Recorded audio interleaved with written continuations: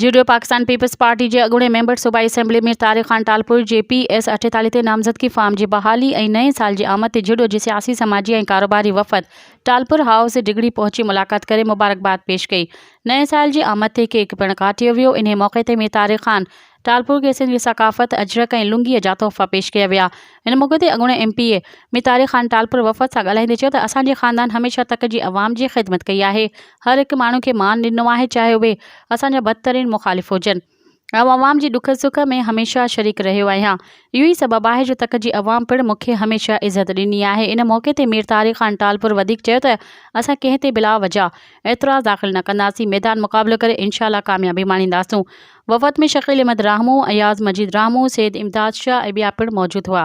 मज़ीद ख़बरनि ऐं तफ़सीलात लाइ विज़िट कयो असांजी वेबसाइट www.awamiNewsHD.com ऐं ॾिसंदा रहो अवामी न्यूज़ HD।